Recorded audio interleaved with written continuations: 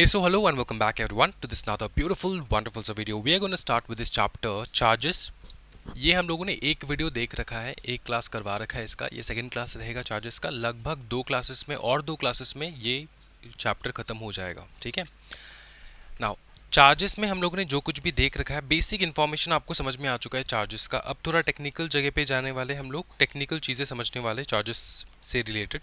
Okay, सीधा हम लोग आएंगे इस टॉपिक के ऊपर जो कि है पारी पासु चार्ज. ठीक है, पारी पासु. पारी पासु. अच्छा सर, पारी पासु का मतलब क्या होता है? पारी पासु का मतलब होता है इक्वल फुटिंग, या फिर हम लोग कह सकते हैं इसको इक्वल फुटिंग. अब इसको इस टर्म में हम लोग इसको समझेंगे अच्छे से, टेंशन ना लो. होता ये है कि तुम ना किसी भी एसेट के ऊपर मल्टीपल, तुम किसी भी एसेट के ऊपर, एक एसेट के ऊपर पकड़ लो, तुम्हारे कंपनी में एक एसी है, ठीक है, एक एयर कंडीशनर है. इसके ऊपर ना तुम एक दो तीन चार्ज क्रिएट कर सकते हो अलग अलग लेंडर्स से. पकड़ लो एसी का कीमत है, पकड़ लो 60,000 रुपीज़, 60K. ठीक है. अब तुमने पैसा उठाया किसी एक फर्स्ट लेंडर से 20K. तो ये एसेट का प्राइस कितना है? एसेट का प्राइस जो है कॉस्टिंग है 60K. तो अभी भी 20K तुमने इसका जो है चार्ज क्रिएट किया है इस एसेट के ऊपर, है ना. बाकी का पैसा, बाकी का 40,000 तो अभी भी है ना. तो फिर 20K करके तुम लैंड कर सकते हो, मतलब लैंड नहीं, पैसा उठा सकते हो लेंडर्स से. अंडरस्टूड. बोरो कर सकते हो मनी, और उसके बेसिस पे तुम एक ही एसी के ऊपर चार्ज क्रिएट कर देना, क्योंकि एसी का कीमत ज़्यादा है ना, और तुम पैसा थोड़ा थोड़ा ले रहे हो. ये फर्स्ट लेंडर, ये सेकंड लेंडर, ये थर्ड लेंडर. तो इसका मतलब सिंपल ये है कि एक एसेट के ऊपर हम लोग बहुत सारे होल्डर्स को रख सकते हैं, चार्ज क्रिएट कर सकते हैं. क्या ये समझ में आ रहा है? बहुत सारे लेंडर से हम लोग पैसा लेके एक ही एसेट को गिरवी रख सकते हैं. लेकिन ऐसा नहीं करना है कि पकड़ लो एक एसेट का कीमत है 20K, ठीक है, और तुमने इसी 20K के ऊपर तुमने तीन चार जो है चार्ज क्रिएट कर रखा है, ईच 20K. तो तुम्हारा लेंडिंग अमाउंट, मतलब बोरोइंग अमाउंट जो है वो तुम्हारे एसेट से ज़्यादा तो नहीं हो सकता, राइट. एसेट का प्राइस ज़्यादा होना होगा. तो एसेट तुम क्यों चार्ज क्रिएट कर रहे हो? गिरवी रख रहे हो ना. तो इसने अगर पकड़ लो पार्टी ए ने अगर 20,000 रुपीज़ तुम पे नहीं कर पाए, तो तुम्हारा तो एसेट गया. और बाकी सारे जो है वो लोग क्या करेंगे? उनका तो कोई सिक्योरिटी है नहीं. तो इसका मतलब ये होता है कि जो भी तुम्हारा बोरोइंग अमाउंट होता है, जो भी तुम लेंडर से लेते हो, उससे ज़्यादा होना होगा तुम्हारा एसेट का वैल्यू. ज़्यादा या तो इक्वल होना होगा तुम्हारे एसेट का वैल्यू. क्या ये समझ में आ रहा है दोस्तों? समझ में आ रहा है? पकड़ लो एक बहुत बड़ा मशीन है तुम्हारे फैक्ट्री में, मशीन का कीमत है 2 करोड़ रुपए, ठीक है. अब तुम किसी से 50 लाख का लोन ले रहे हो, और उसके ऊपर तुमने चार्ज क्रिएट कर दिया इस एसेट का. अंडरस्टूड. तो एसेट का कीमत 20 करोड़ है, तुमने चार्ज क्रिएट किया 50 लाख का. तो एसेट का इतना वैल्यू तुमने, इतना सा पोर्शन, इतना सा वैल्यू जो है तुमने चार्ज क्रिएट किया. बाकी का जो इतना ज़्यादा वैल्यू है वो तो अभी भी है ना. तो इसके बेसिस पे भी इसको गिरवी रख के भी तो तुम लोन उठा सकते हो, इसमें भी तो चार्ज क्रिएट होगा, है ना. अच्छा, क्या ही समझ में आ रहा है? सर नॉर्मल ये जो चार्ज है, ये चार्ज क्रिएट करना एंड बैंक से लोन लेना जो है वो कैसे डिफरेंस है? चार्ज क्रिएट करने पे एसेट तुम्हारे पास ही रहेगा, कंपनी के पास ही रहेगा, कंपनी यूज़ करेगा अपने एसेट को, कोई टेंशन वाली बात नहीं है. लेकिन बैंक को अगर तुमने दे दिया तो बैंक उसको उठा के लेकर चला जाएगा. समझ में आ रहा है? बैंक के पास तुमको उसको रखना होगा, बैंक तुमको यूज़ करने नहीं देगा. अंडरस्टूड. लेकिन अगर तू चार्ज क्रिएट कर रहा है, चार्ज क्रिएट कर रहा है लेंडर से पैसा लेके, according to section 77 of the companies act 2013, तो उसके बेसिस पे चार्ज अगर तुम क्रिएट कर रहा है तो उसके बेसिस पे तुम्हारा एसेट तुम्हारे पास ही रहेगा, लेकिन उसके ऊपर एक चार्ज क्रिएट हो जाएगा, और उसका तुमको रजिस्टर करना है. रजिस्टर क्यों करना है? सो दैट सबको पता चले कि इस एसेट के ऊपर 50 लाख का लोन तुमने पहले से उठा रखा है ना. सो दैट बाकी लेंडर्स जो है, जो तुमको पैसा देंगे इसी एसेट के ऊपर, उनको पता तो चले कि कितना है एसेट का वैल्यू, अभी कितना बचा है ना. ये एकदम बेसिक चीज़ है, तुमको समझा दिया मैंने दोस्तों. पारी पासु का मतलब ये होता है कि इक्वल फुटिंग, मतलब जितने भी लेंडर्स हैं, पकड़ लो ये जो तुम्हारा एसेट है, इतना बड़ा तुम्हारा एसेट है, ठीक है, इसमें से इतना पोर्शन एक लेंडर ने लिया, पकड़ लो इतना पोर्शन कोई दूसरे लेंडर ने लिया, इतना पोर्शन किसी तीसरे लेंडर ने लिया, इतना पोर्शन किसी चौथे लेंडर ने लिया, ठीक है. जो पैसा तुमको दे रहा है, और तुम चार्ज क्रिएट करो इसी 1-2 करोड़ के एसेट के ऊपर तोरा तोरा करके, ठीक है। सबके राइट्स एंड सबके जो राइट्स रहेंगे ना टूवर्ड्स द एसेट वो सेम रहेगा। जितना ये 50 लाख रुपए वाला बंदा ने पैसा दे के जो राइट उसके पास आया है, सेम राइट बाकी लोगों के पास भी जाएगा, है ना। तो ये 50 लाख रुपए का बंदा ऐसा नहीं कह सकता कि ये एसेट पूरा मेरा ही है, क्योंकि ये बाकी सबका भी है। अंडरस्टूड। तो सबका राइट सबके पास रहने वाला है। तो अगर मोर देन वन लेंडर्स है, charge is shared by more than one lender in proportion to their outstanding amount. जितना उन्होंने पैसा दे रखा है उतना उनका शेयर बनता है उसी एसेट के ऊपर। इस बात का तुमको ध्यान रखना है, और सबके पास इक्वल राइट रहेगा, ठीक है। फिर देखो इक्वल राइट का मतलब होता है इक्वल अधिकार, पैसा मांगने का, एसेट को बेचने का इक्वल अधिकार रहेगा, एसेट से पैसा रिकवरी करने का इक्वल अधिकार रहेगा, ठीक है। अच्छा, फिर requirement requires prior consent of existing charge holders. Obviously जो प्रेजेंट चार्ज होल्डर्स है, जो पकड़ लो ये चार्ज होल्डर ए है, ठीक है, इससे तुमने सबसे पहले जो है पैसा उठाया है। अब चार्ज होल्डर बी जो रहेगा, देखो अब जो तुम्हारा चार्ज होल्डर बी रहेगा ये वाला, ठीक है, ये है चार्ज होल्डर बी। तो charge holder B second charge create करने से पहले तुमको फर्स्ट चार्ज जो तुमने क्रिएट किया ए से, उससे तुमको परमिशन ले लेना है कि इसी एसेट जो है, इसी एसेट को हम लोग गिरवी रख रहे हैं, ठीक है। प्रायर कंसेंट ले लेना है of the existing charge holder. क्या ये समझ में आ रहा है दोस्तों? Okay sir. फिर है एक्सक्लूसिव चार्ज, मतलब securities provided to a particular lender only. Simple चीज़ है, जिसने पैसा दिया, ठीक है, जिसने पैसा दिया उसी को सिक्योरिटी मिल रहा है, और उसी का अधिकार है, उसी का राइट है, किसी दूसरे इंसान का नहीं, ठीक है, पर्टिकुलर लेंडर को ही मिलेगा। अच्छा, फिर देखो further charge, second charge create करना। With the consent of the first charge holder तुम सेकेंड चार्ज क्रिएट कर सकते हो। The same asset can be charge to other lenders as a second charge, obviously, ठीक है। Liquidation priority, in the case of liquidation the first charge holder recovers first then the second and so on. अगर जब तुम ये asset बेच दोगे तो जिसने सबसे पहले चार्ज क्रिएट किया है, पकड़ लो पार्टी ए, इसका पैसा सबसे पहले मिलेगा, फिर पार्टी बी को मिलेगा, फिर पार्टी सी को मिलेगा, इस प्रकार से मिलेगा। क्या ये समझ में आ रहा है दोस्तों? कोई टेंशन वाली बात नहीं है, ठीक है।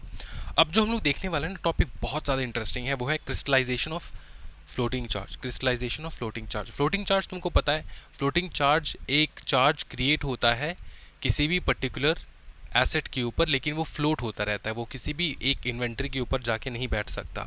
फॉर एग्जाम्पल तुम्हारे पास स्टॉक है, बहुत सारे स्टॉक है, उसके ऊपर तुमने चार्ज क्रिएट किया, तुम्हारे कंपनी के स्टॉक्स के ऊपर तुमने, स्टॉक्स मतलब वो शेयर्स नहीं, ये स्टॉक मतलब तेरा जो रॉ मटेरियल, पकड़ ले रॉ मटेरियल लिखता हूँ मैं तेरे को और अच्छे समझ में आएगा, पकड़ ले रॉ मटेरियल है, रॉ मटेरियल।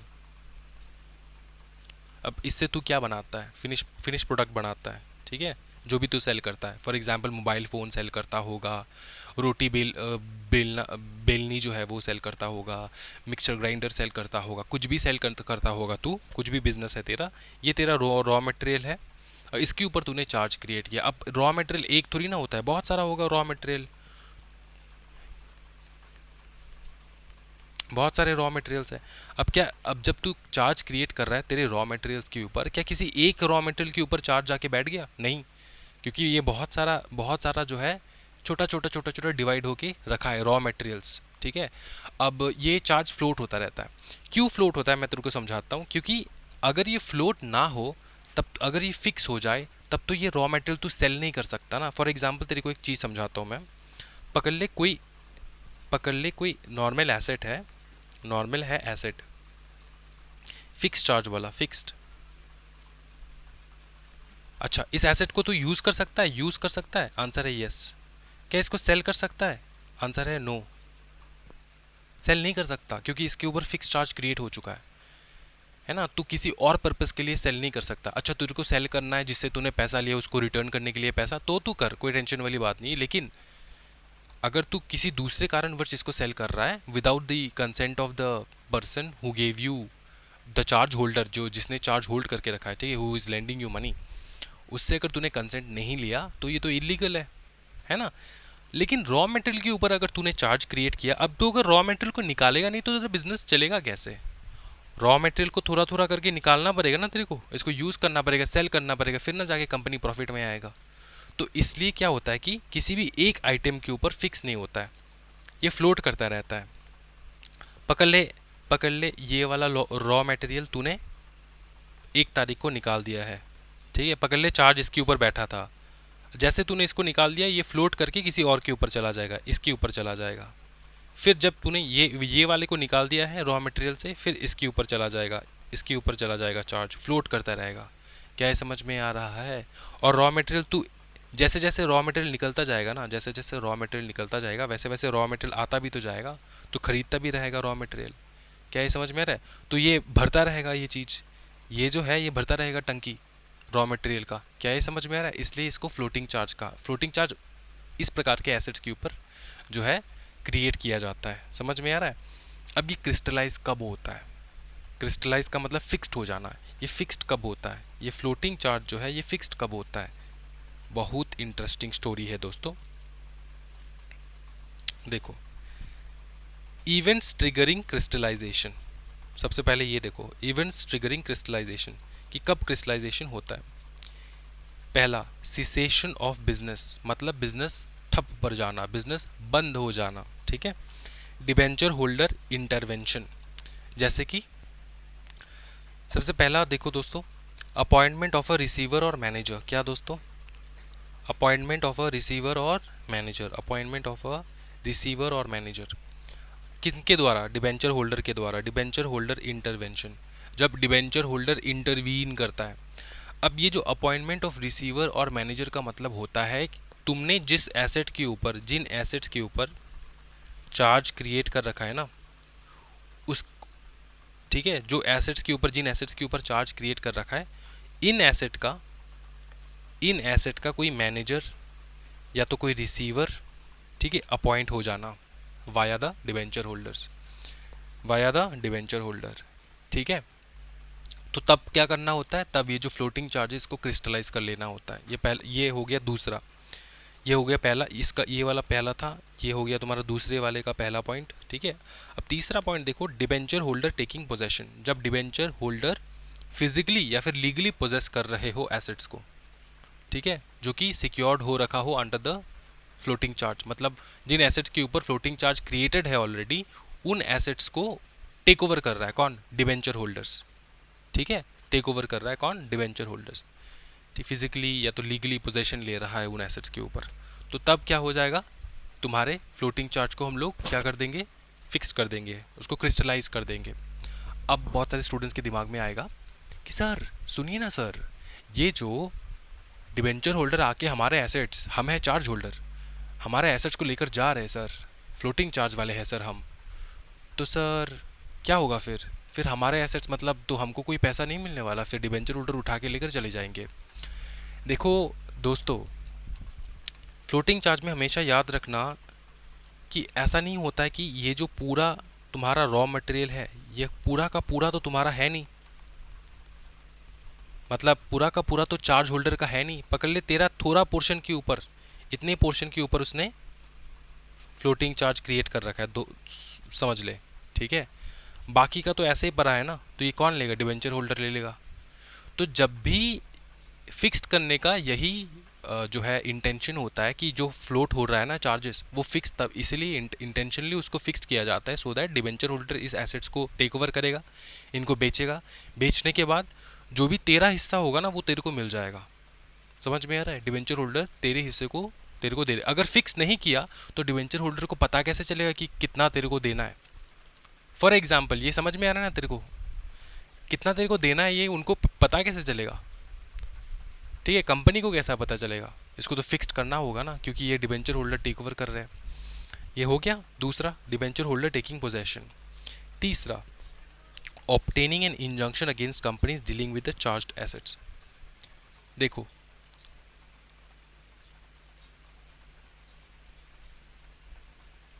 देखो कुछ एसेट्स ऐसे होते हैं ना, कुछ एसेट्स ऐसे हो सकते हैं जिनके ऊपर इंजंक्शन का ऑर्डर आया हो वाया कोर्ट। इंजंक्शन का ऑर्डर कोर्ट द्वारा ही आता है वाया कोर्ट। इसका मतलब इंजंक्शन का ऑर्डर मत इसलिए दिया जाता है सो दैट जो कुछ भी ट्रांजैक्शंस या फिर जो कुछ भी प्रोसीडिंग्स चल रहे हैं to in related to that asset, वो सब रुक जाए, वो सब क्या हो जाए, रुक जाए, वो डीलिंग फर्दर डीलिंग ना हो उन एसेट्स के साथ। ठीक है, ऐसा कोर्ट से ऑर्डर आ सकता है कभी कभार। तो अगर ऐसा ऑर्डर आ गया तो एसेट्स क्या हो जाएंगे, बताओ क्या हो जाएंगे, फ्लोटिंग चार्ज जो है वो क्या हो जाएगा, वो क्रिस्टलाइज हो जाएगा। क्या हो जाएगा, crystallise. Obtaining an injunction against company dealing with charged assets. तो ये इंजंक्शन कौन लेकर आता है, यही डिबेंचर होल्डर लेकर आते हैं। तुम्हारे दिमाग में ये आ रहा होगा कि सर ये जो डिबेंचर होल्डर है ना, वो कहाँ से टपक गए, वो ऐसा क्यों कर रहे हैं सर, ये सारा वो क्यों कर रहे हैं, ये क्यों कर रहे हैं सर, ये क्यों कर रहे हैं, ये क्यों किया जा रहा है। तेरे को सिंपल चीज़ एक समझाता हूँ कि ये जो डिबेंचर इशू करता है ना कंपनी, मोस्टली डिबेंचर्स जो है ना वो बैक्ड होता है बाय फ्लोटिंग चार्ज। क्या ये समझ में आ रहा है, मोस्टली डिबेंचर को सिक्योर्ड डिबेंचर कहते हैं ना हम लोग। तो उस डिबेंचर को सिक्योरिटी कैसे मिलता है, वो सिक्योर होता कैसे है, वाया फ्लोटिंग चार्ज। ये तेरे को समझाता हूँ मैं, बहुत इंटरेस्टिंग टॉपिक है। देख ये जो डिबेंचर्स होते हैं, डिबेंचर होल्डर, ये जो हमारे डिबेंचर्स होते हैं ना, ये इशू किया जाता है, ठीक है, टू द पब्लिक। अब जो ये इसको होल्ड करते हैं उसको हम लोग कहते हैं डिबेंचर होल्डर। अब ये जो डिबेंचर्स है ये सिक्योर डिबेंचर्स हो सकते हैं, सिक्योर डिबेंचर्स मतलब डिबेंचर्स के पीछे कोई सिक्योरिटी रखना, सो दैट ये जो डिबेंचर होल्डर है उनको लगे कि चलो ठीक है ये तो सिक्योर्ड है, कोई टेंशन वाली बात नहीं है, कंपनी फेल करेगा तो इसके पीछे जो सिक्योरिटी है उसको बेच के ले लेंगे। अभी जो सिक्योर डिबेंचर है ना, ये सिक्योरिटी आता है via floating charge, most of the time floating charge, समझ में आ रहा है, फ्लोटिंग चार्ज। तो जब डिबेंचर होल्डर को लगता है ना कि कंपनी अनशन भन कर रहा है, कुछ ना कुछ उल्टा सीधा कर रहा है कंपनी, जब डिबेंचर होल्डर को ऐसा लगा कि कंपनी उल्टा सीधा चीज़ें कर रहा है और कंपनी जो है वो रिस्क ले रहा है उसी के एसेट्स से रिलेटेड, तो डिबेंचर क्या करेगा, डिबेंचर होल्डर देखेगा कि भैया हमारे इस पर्टिकुलर एसेट के ऊपर फ्लोटिंग चार्ज है, ठीक है, और डिबेंचर होल्डर देख रहा है, दूर से देख रहा है कि कंपनी जो है ना कुछ उल्टा सीधा चीज़ कर रहा है इस एसेट के साथ। तो डिबेंचर होल्डर अपने एसेट को प्रोटेक्ट करने के लिए सीधा आ जाएगा ना, ओवरटेक करेगा, टेक ओवर कर लेगा इस एसेट को, बोलेगा कि भैया तुम तो उल्टा सीधा काम कर रहे हो, मैं तेरे को लिक्विडेशन तक लेकर नहीं जाना चाहता, तो इसलिए मैं अभी इस एसेट को टेक ओवर कर रहा हूँ और इस फ्लोटिंग चार्ज को फिक्स्ड कर रहा हूँ, फिक्स करने के बाद बेच के मैं अपने पैसे को वापस ले लूँगा। क्या ये समझ में आ रहा है दोस्तों, ये कारण होता है जो डिबेंचर होल्डर आके अपना फ्लोटिंग चार्ज को फिक्स्ड कर देते हैं, डिबेंचर होल्डर टेक ओवर कर लेते हैं। क्या ये समझ में आ रहा है, अब तेरे दिमाग में आ रहा है कि डिबेंचर होल्डर आ क्यों रहा है यहाँ पे। अब तू ये भी समझ सकता है कि सर डिबेंचर होल्डर अकेले थोड़े, मतलब इतने सारे डिबेंचर होल्डर है उनको थोड़ी पता होगा कंपनी क्या कर रहा है नहीं कर रहा है। तो डिबेंचर होल्डर के इंटरेस्ट को कोई एक स्मार्ट बच्चा बता दो, डिबेंचर होल्डर के इंटरेस्ट को कौन टेक केयर करता है, कौन केटर करता है डिबेंचर होल्डर के इंटरेस्ट को। हाँ जी दोस्तों, इंटरेस्ट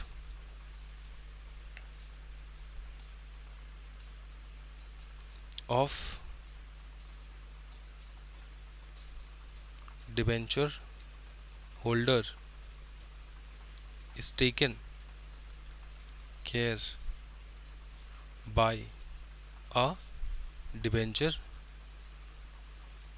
नेक्स्ट वर्ड बता दो फटाफट, टी से स्टार्ट होता है, ट्रस्टी।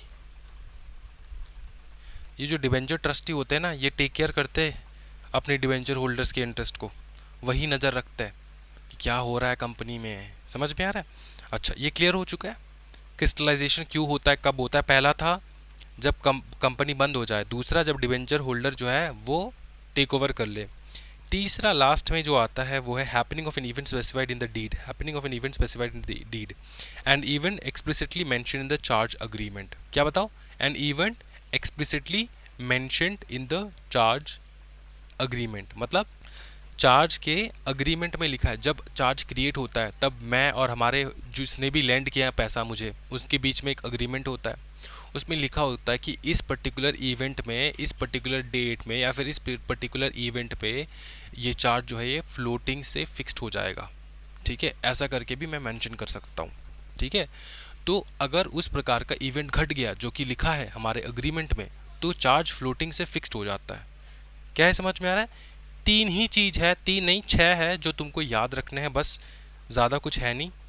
फिर से याद दिलाओ सर, फिर से याद दिलाओ, फिर से आप हमें याद दिलाओ सर। देखो, पहला है सीसेशन ऑफ बिजनेस, बिजनेस बंद हो जाना, वाइंड अप हो जाना, इन वाइंडिंग अप, सीज हो जाना।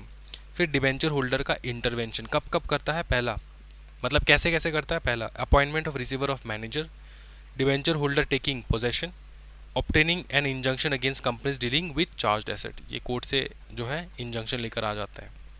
ये हो गया 1, ये हो गया 2, और 2 के अंदर ये 3 है, 1 2 3, ठीक है, और ये 3। तो तेरे को ये 3 मेन टॉपिक और 3 सब टॉपिक जो है तेरे को याद रखना। लास्ट में क्या है? Happening of an event specified in the deed. ये तो सबसे सिंपल है। ठीक है, अच्छा, क्या होता है effect of crystallisation? Floating charge जो है वो फिक्स्ड में कन्वर्ट हो जाता है। It gains priority over any subsequent equitable charges and other unsecured creditors. तो अनसिक्योर्ड क्रेडिटर्स के ऊपर सिक्योर्ड क्रेडिटर्स आते हैं, है ना?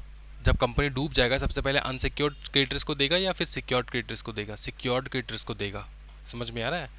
तो ये जो सिक्योर्ड क्रेडिटर्स को देगा ना, ये जो सिक्योर्ड क्रेडिटर्स को दिया जाएगा, तो सिक्योर कैसे होगा?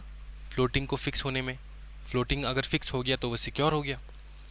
नेक्स्ट देखो, exception. Preferential creditors still get priority over secured creditors in winding up including debenture holder with a floating charge. तो ये है प्रिफरेंशियल क्रेडिटर्स एक प्रकार का, ठीक है, जो कि डिबेंचर होल्डर जिनके पास फ्लोटिंग चार्ज मतलब backed by the floating charge है, जिनका फ्लोटिंग चार्ज ऑलरेडी क्रिएट कर रखा है, तो उनको ज़्यादा प्रायोरिटी मिलता है। तो ये है इफेक्ट ऑफ क्रिस्टलाइजेशन। मतलब क्रिस्टलाइजेशन होने के बाद होता क्या है एक्चुअली में। अब ये कुछ केस लॉ है, तुमको ये रीड करके रख लेना है, 1-2 केस लॉ एग्जामिनेशन में लगा देना है, सो दैट तुम इसको अच्छे से मार्क्स स्कोर कर पाओ। Narendra Kumar Maheshwari versus the union of India. Floating charge were invented for their special advantages, allowing companies to deal freely with assets without debenture holder permission. Debenture holder के परमिशन के बिना आराम से, देखो, कोई भी पकड़ ले, तेरा जो ये रॉ मटेरियल है, इसको अगर तू निकालेगा, इसको अगर तू निकालना चाहेगा अपने बक्से से, पकड़ ले, तो तेरे को क्या परमिशन लेना होगा? तेरे डिवेंचर होल्डर से या फिर जो भी चार्ज होल्डर है। इट इज़ नॉट नेसेसरी कि सिर्फ डिवेंचर होल्डर ही हो चार्ज होल्डर, कोई और भी हो सकता है, मैं भी हो सकता हूँ, तू भी हो सकता है, बाहर के लेंडर। ठीक है, हम कि इनसे परमिशन लेंगे, रॉ मटेरियल बार बार निकालेंगे? नहीं, फ्लोटिंग चार्ज है, फ्लोटिंग चार्ज में कोई परमिशन लिया नहीं जाता। फिक्स्ड हो जाए एक बार तब परमिशन लिया जाता है, क्योंकि फिक्स्ड हो गया मतलब इसका ही प्रॉपर्टी है, समझ के रखो। तो यही चीज़ है यहाँ पे, यही इस केस में बताया गया है। स्पेशल एडवांटेज ये होता है कि allow companies to deal with freely with asset without debenture holder का परमिशन। चलो, तो 1-2 तुमको यहाँ से कर लेना है, ठीक है, मैं होमवर्क दे रहा हूँ, 1-2 तुमको कर लेना है। Government stock investment company limited versus Manali railway company, ठीक है। अच्छा, तो ये जितना हो सके तुम अपने आप कर लो। केस लॉ तुमको सिर्फ याद रखना है। ऐसा एग्जामिनेशन में ऐसा नहीं पूछेंगे बताओ इस केस लॉ में क्या बताया गया है, ऐसा डायरेक्टली नहीं पूछेंगे, ठीक है। तुमको ये दे देगा, ये कंपनी लॉ है दोस्तों, कंपनी लॉ में केस लॉ तो ज़्यादा आता ही नहीं है, लेकिन तुमको केस लॉ अगर तुम मेंशन कर दिया, भैया सेक्शन नंबर तूने मेंशन कर दिया, 1 मार्क मिल गया। उसके ऊपर जैसे कहते हैं ना हम लोग, cherry on top of the cake, ठीक है, या फिर सोने पे सुहागा, ये सारा चीज़ जो भी हम लोग बोलते हैं ना, समझ में आ रहा है, सेम अप्लाई होता है। अगर तू सेक्शन नंबर दे दिया, बहुत सुंदर, उसके ऊपर तूने केस लॉ लिख दिया, एक केस लॉ का एग्जाम्पल दे दिया, एग्जामिनर फैन हो जाएगा, ऑटोग्राफ मांगने आ जाएगा तेरा, समझ में आ रहा है। इसलिए केस लॉ को इस प्रकार से याद रखना है कि ये कौन से सेक्शन से रिलेटेड है, बस इतना ही याद रखना है। सिर्फ केस लॉ ड्राफ्ट कर देना बस, बहुत बढ़िया। ये तो हो चुका है ये वाला मॉर्गेज वर्सेस चार्ज। नेक्स्ट जो हम लोग देखने वाले हैं वो है difference between charge and pledge. Difference between charge and pledge ये सेम है, ये सेम है। इसको मैं कराने का कोई मूड नहीं है मेरा, लेकिन मैं करा दूंगा क्योंकि मेरे बच्चे जो है ना, मेरे जो स्टूडेंट्स हैं ये बहुत छोटे हैं, एलकेजी से डायरेक्ट आ रहे हैं कंपनी से सेक्रेटरी करने के लिए। चलो, चार्ज एंड प्लेज। चार्ज तेरे को पता है, प्लेज तेरे को पता है, प्लेज नहीं पता समझ ले। प्लेज का मतलब क्या होता है? एक बेलमेंट होता है। सर बेलमेंट मतलब? बेलमेंट मतलब सीधा ये सुन कि तू जो तेरा अगर घड़ी ख़राब हो जाए तो किसको देता है? वॉच मैकेनिक को देता है। तू ये जो दे रहा है वापस वो करेगा कि नहीं करेगा? वापस करेगा ना, इसी को कहा जाता है बेलमेंट। ठीक है, तूने अपने सामान को किसी दूसरे को दिया for a certain purpose, purpose है बनाने का, बनाने के बाद जो वो वापस तुमको दे देगा उसको कहा जाता है, इस पूरे प्रोसेस को कहा जाता है बेलमेंट। पढ़ ले, मैंने लिख रखा है तेरे लिए दोस्तों।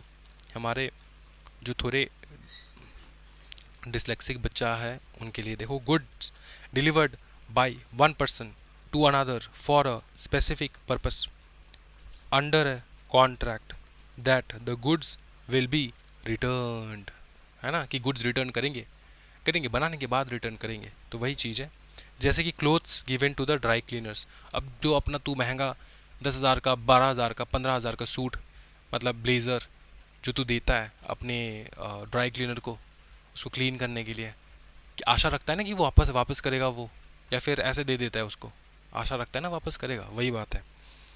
ठीक है, ये होता है प्लेज, इसको कहा जाता है प्लेज। ठीक है, डिफरेंस समझ में आ चुका है, एग्जामिनेशन में आएगा, घंटा कुछ नहीं आने वाला ये। नेक्स्ट देखो, रजिस्ट्रेबल चार्जेस। वो चार्ज जो रजिस्ट्रेबल है, ये बहुत इंपॉर्टेंट डॉक्यूमेंट है भैया, देख लो इसको अच्छे से।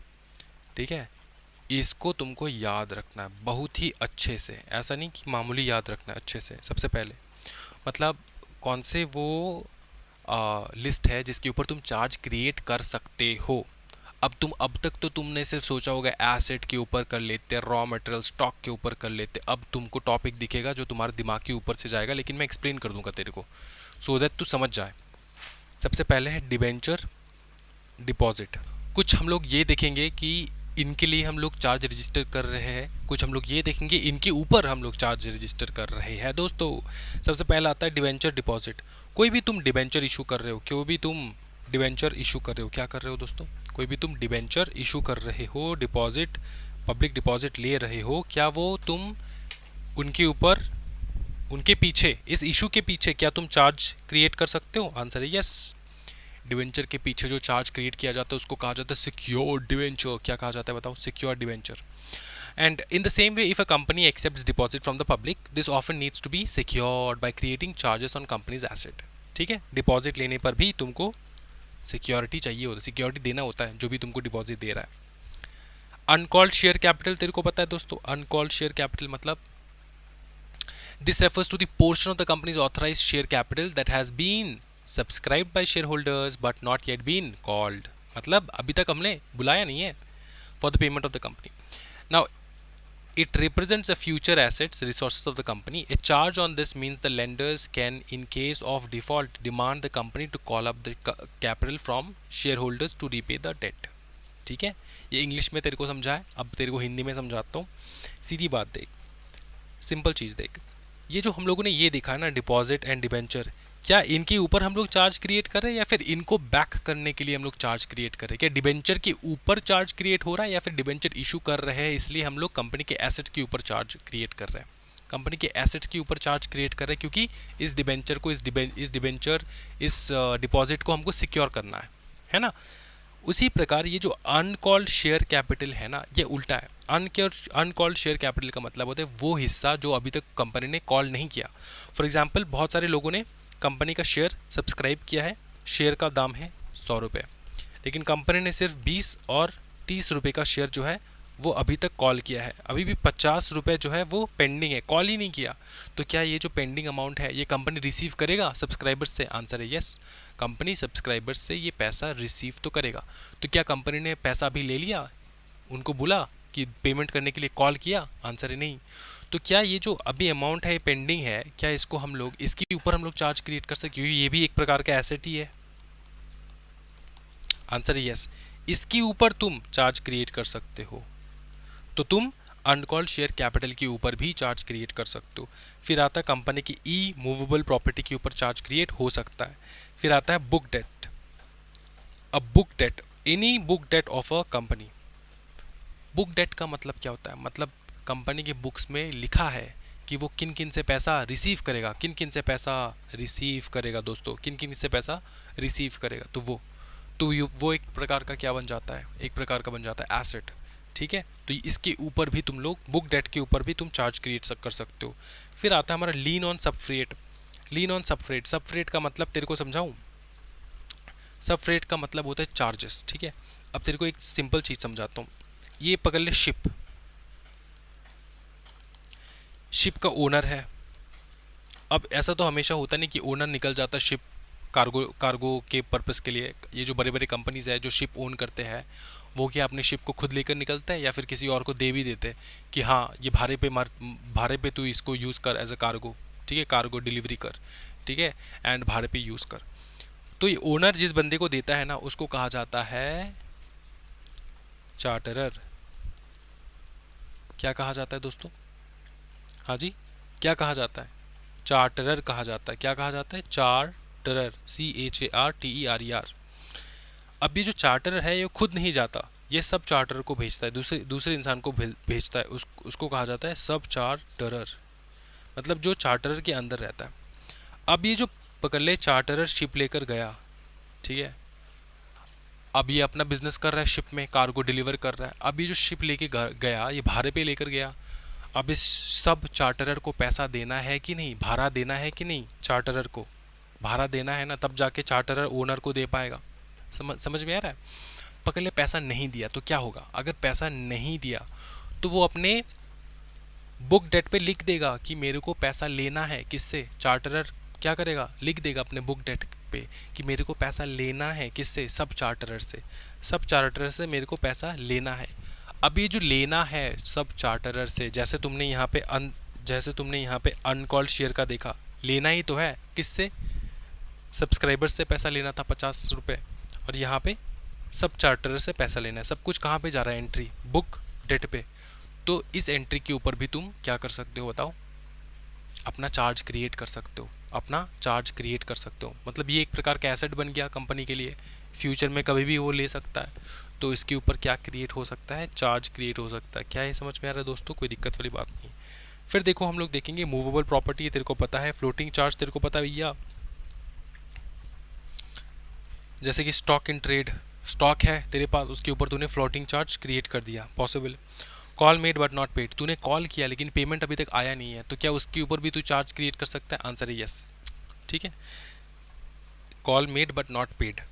शिप और शेयर्स इन शिप। अब शिप जो है एक बहुत ही बढ़िया, एक वैल्यूफुल मूवेबल एसेट है, तो इसके ऊपर भी तू चार्ज क्रिएट कर सकता है। समझ में आ रहा है? या फिर तू सब ओन कर रहा है शिप को, मतलब कोई दूसरा भी ओन कर रहा है, तू भी ओन कर रहा है, तो तू जितना ओन कर रहा है उतना तू चार्ज क्रिएट कर सकता है। ठीक है, शिप के ऊपर।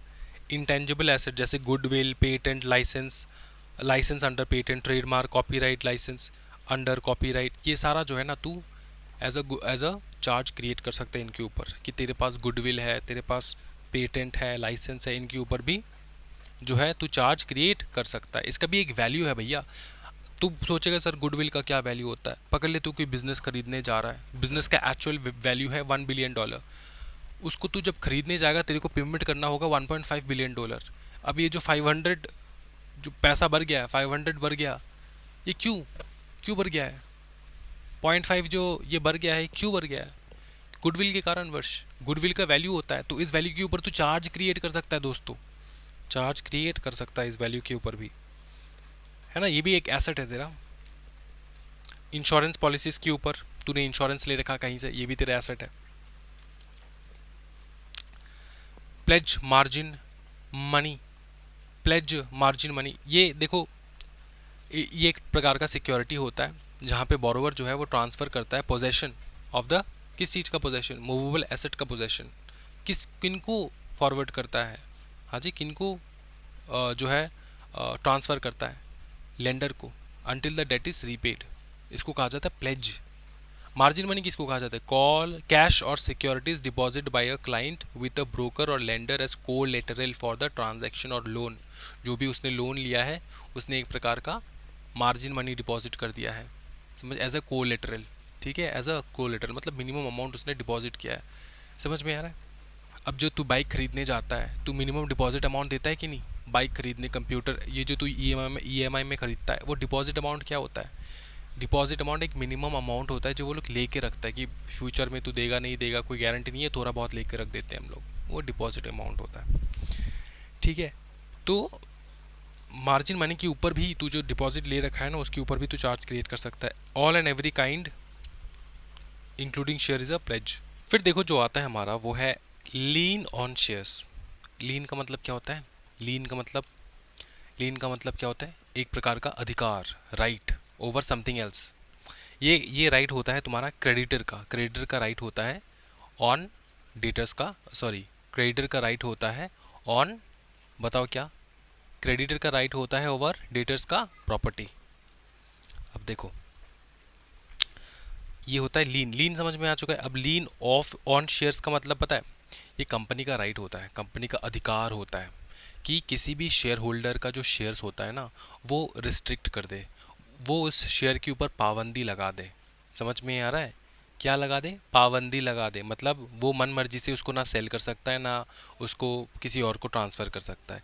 तो लीन ऑन शेयर का मतलब होता है कंपनी का राइट, लीगल राइट होता है ये, टू रिटेन और restrict transfer on share holders share. ठीक है, कंपनी के जो शेयर्स है, जो शेयर होल्डर के पास है, उसको या तो वो रिस्ट्रिक्ट कर दे। समझ में आ रहा है? मतलब रिस्ट्रिक्ट किस चीज़ का रिस्ट्रिक्शन सर? उसको बेचने का, बेचने नहीं देंगे तुमको, ट्रांसफ़र भी करने नहीं देंगे। ठीक है, इसके बहुत सारे कारण होता है कि क्यों ये जो है इस प्रकार का रिस्ट्रिक्शन लगाया जाता है। इनका अलग अलग कारण होता है, वो हम लोग बाद में देखेंगे। लेकिन अभी जो तुमको समझना है वो ये है कि लीन ऑन शेयर्स का मतलब क्या होता है, ये समझ में आ चुका है। मतलब कंपनी का अधिकार किसी भी शेयर होल्डर के शेयर्स के ऊपर रोक लगा देना, पाबंदी लगा देना, रिस्ट्रिक्ट कर लेना। ठीक है, रिस्ट्रिक्ट कर लेना, रिस्ट्रेन कर लेना, रिटेन कर लेना। रिटेन मतलब अपने पास रख लेना, अपने पास रख लेना। अब ये यहाँ पे चार्जेस में कैसे ये आ गया सर टॉपिक, समझो। पकड़ लो, पकड़ लो, यह है कंपनी ए, इसने कंपनी बी का शेयर्स खरीदा, शेयर होल्डर है, 100 शेयर खरीदा। ठीक है, 100 शेयर खरीदा कंपनी ए ने, किसका? कंपनी बी का। तो मतलब कंपनी ए शेयर होल्डर है, कंपनी ए कौन है? शेयर होल्डर है, किसका? कंपनी बी का शेयर होल्डर है। इतना तो समझ में आता है दोस्तों। फिर समझो कि कंपनी बी ने एक दिन कंपनी ए को कुछ गुड्स ट्रांसफ़र किया, गुड्स जो है वो बेचा, कंपनी बी ने बेचा, कंपनी, समझो इस चीज़ को, कंपनी बी ने बेचा कुछ सामान कंपनी ए को, लेकिन क्रेडिट पे। अब क्रेडिट पे होने से क्या हो गया? मतलब कंपनी ए जो है फ्यूचर में कंपनी बी को पैसा देगा, राइट, क्योंकि ये क्रेडिट पे है, अभी फ़िलहाल के लिए क्रेडिट पे है, तो कंपनी ए जो है कंपनी बी को पैसा देगा। अंडरस्टूड? तो अब देखो कंपनी बी का क्या क्या अधिकार है यहाँ पे। कंपनी जो बी है ना, सिंपल चीज़ ये है, एक तो उसके कंपनी में कंपनी ए एक शेयर होल्डर है। ठीक है, कंपनी ए जो है ये एक शेयर होल्डर है। दूसरा ये कि इसने कुछ क्रेडिट पे दे रखा है, कोई भी सामान दे रखा है, कंपनी बी ने कंपनी ए को क्रेडिट पे कुछ सामान दे रखा है। अब सुनो एक चीज़, शेयर किसका है? शेयर है सर 100 शेयर, किसका है? कंपनी ए का। कंपनी ए ने खरीदा ना, तो इसी का शेयर हुआ। लेकिन किस कंपनी का शेयर है? कंपनी बी का। ठीक है, अच्छा, शेयर का मालिक कौन है? कंपनी ए है, क्योंकि उसने खरीद लिया है। अच्छा, इतना समझ में आ रहा है? अब कंपनी बी ने जो क्रेडिट पे ए को दिया है, फ्यूचर में वो कंपनी बी को पैसा तो रिटर्न करेगा ना, क्योंकि क्रेडिट पे सामान जो है कंपनी बी ने कंपनी ए को दिया है। तो कंपनी ए एक काम करता है, इसका जो एक क्रेडिट है ना, इसको सिक्योर कर लेते हैं। कैसे सिक्योर करेंगे? अरे कंपनी ए ने जो शेयर खरीदा ना कंपनी बी से, जो भी शेयर खरीदा वो कंपनी बी क्या करेगा? रिटेन कर लेगा, रिस्ट्रिक्ट कर लेगा, जब तक कि ना ये पेमेंट आ जाए। अच्छा, शेयर खरीदने के समय पे कंपनी ए ने पैसा तो दिया होगा कंपनी बी को, पैसा तो दे दिया है, पैसा तो चला जा चुका है कंपनी बी के पास, लेकिन कंपनी बी ने वो शेयर्स ए को नहीं दिया, क्या किया? रिटेन कर लिया, उसका राइट टू लीन जो है ना उसने एक्सरसाइज कर लिया। राइट टू लीन क्या होता है सर? राइट टू लीन जो है, right to lien on shares का मतलब होता है किसी भी कंपनी का अधिकार अपने शेयर्स को रिस्ट्रिक्ट कर देना, अपने पास रख लेना। तो कंपनी बी ने शेयर्स को अपने पास रख लिया, क्यों? क्योंकि उसने क्रेडिट पे दिया था सामान कंपनी ए को, ठीक है। तो इसके सिक्योरिटी के बेसिस पे अगर पकड़ ले ये जो क्रेडिट का अमाउंट है कंपनी ए ने कंपनी बी को नहीं दिया, तो शेयर तो उसी के पास है ना, कंपनी बी के पास है। तो समझ में आ रहा है? तो ये जो रिस्ट्रिक्शन है, ये जो राइट ऑन लीन किया उसने, ठीक है, देखो लीन ऑन शेयर्स किया कंपनी बी ने, तो एक काम करते हैं ना, इसको रजिस्टर कर देते हैं। क्यों रजिस्टर करना है? क्योंकि वो तो एज अ सिक्योरिटी तुम यूज़ कर रहे हो। तो ये जो शेयर्स है, जो शेयर्स कंपनी बी ने रोक लिया है, इसके ऊपर चार्जेस क्रिएट हो सकता है। क्या क्रिएट हो सकता है? चार्जेस। क्योंकि कंपनी ए ने एक प्रकार का लोन ही लिया है, क्योंकि क्रेडिट पे उसने सामान लिया, तो लोन ही लिया है, पकड़ ले। अब ये जो क्रेडिट पे सामान लिया है कंपनी बी ने, as a security charge create कर दिया है कंपनी बी के जो उन शेयर्स के ऊपर जो शेयर्स ए ने खरीदा है। क्या है, समझ में आ रहा है? अच्छा, अगर समझ में ना आ जाए ना दोस्तों, तो सुबह सुबह उठ के एक बार हनुमान चालीसा पढ़ लेना है, समझ में आ जाएगा। Company B having a lien over company A shares for trade debt. Trade debt मतलब, ट्रेड डेट मतलब ये क्रेडिट पे दिया था तो डेट रह गया ना वहाँ पे, तो कंपनी बी ने अपने लीन जो है उसको एक्सरसाइज कर दिया कंपनी ए के शेयर्स के ऊपर for trade debt. This creates a lien that should be registered as a charge. समझ में आ चुका है? अब शेयर्स जो उसने रख लिया है, लीन कर लिया है, LIEN कर लिया है, ठीक है, तो इस पे तुम चार्ज क्रिएट कर दो, ये कहा जा रहा है यहाँ पे। तो ये सारे केसेस हैं जहाँ पे चार्ज जो है ना वो रजिस्टर हो सकते हैं। ये पूरा हम लोगों ने देख रखा है, बहुत ही डिफिकल्ट था, एकदम डिफिकल्ट नहीं था, ब्यूटीफुल था। नेक्स्ट क्लास जो हम लोग करने वाले हैं वो है रजिस्ट्रेशन ऑफ चार्जेस। ये हम लोग करने वाले, क्या बताओ? Registration of charges. बहुत ही ब्यूटीफुल टॉपिक होने वाला है, मज़ा आ जाएगा तुम सबको करके, ठीक है। रजिस्ट्रेशन ऑफ चार्जेस यहाँ से। अब जो ये मैंने तुमको यहाँ से यहाँ तक पढ़ाया है ना, ये इतना डिफ़िकल्ट एग्जामिनेशन में तो एग्जामिनर पूछता भी नहीं है, लेकिन मैंने करा दिया है। ऐसा नहीं होना चाहिए कि CS एग्जाम स्क्वाड के स्टूडेंट हो तुम और तुम जाके एग्जामिनेशन में बैठे और कह रहे हो कि सर ये टॉपिक तो मेरे से मिस हो गया। मिस करने का एक भी मौका मैं तुमको नहीं दूंगा, सब करा दूंगा। समझ में आ रहा है ना? समझ में आ चुका है। अब देख, टफ तभी लगता है कोई भी चीज़ जब वो समझ में ना आए। अगर समझ में आ चुका है तो किस बात का टफनेस बताओ? याद नहीं हो पा रहा है सर? याद तो तभी होगा जब चीज़ों को बार बार रिपीट करके तुम देखोगे, रिपीट करके तुम उसको पढ़ोगे, राइट? तब याद आ जाएगा। याद करना एक मेथड है, एक प्रकार का, क्या है बताओ? एक मेथड है, एक प्रोसेस है याद कैसे करना होता है, ठीक है। ये ऐसा नहीं होता कि पहली बार देखे और याद आ गया। अंडरस्टूड? सबके मेमोरी जो है इतना शार्प तो होते नहीं है। आज के वीडियो में इतना ही दोस्तों। Do like and subscribe to the channel. Thank you so much everyone. Happy learning guys. Bye bye and take care.